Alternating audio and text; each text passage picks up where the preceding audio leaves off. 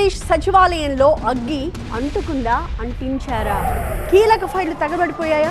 అసలేం జరిగింది? సీఎం చంద్రబాబు ఆగమేఘాల మీద ప్రమాద స్థలాన్ని సందర్శించడంలో ఆంతర్యం ఏంటి? అనుమానాస్పదం.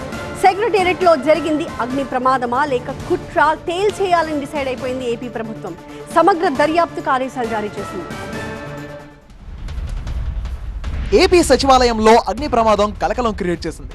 రెండో బ్లాక్ లో మంటలు చెలరేగాయి.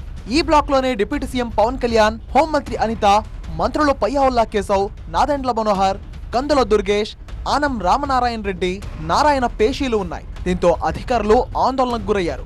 ఎస్పీఎఫ్ సిబ్బంది సమాచారంతో ప్రమాద స్థలానికి చేరుకున్న ఫైర్ సిబ్బంది మంటలను ఆర్పేయడంతో అధికారులు ఊపిరి పీల్చుకున్నారు. అక్కడ కొన్ని ఏసీలు పాట్ అవ్వడం, అదేవిధంగా బ్యాటరీలన్నీ కూడా కొంచెం ధ్వంసం అవడం కూడా జరిగినాయి. అవన్నీ కూడా ఫైర్లోని కొంచెం కాలిన దాఖలాలు కూడా కనిపిస్తున్నాయి. సచివాలయంలో రెండో బ్లాక్ ను పరిశీలించారు హోంమంత్రి అనిత. ఘటనపై దర్యాప్తునకు ఆదేశించారు. ఇది పోలీస్ డిపార్ట్మెంట్ వాళ్ళకు కూడా అప్పచెప్పి డిపార్ట్మెంట్ వైజ్గా కూడా దీని మీద క్లియర్ కట్ ఎంక్వైరీ చేయిస్తున్నాం.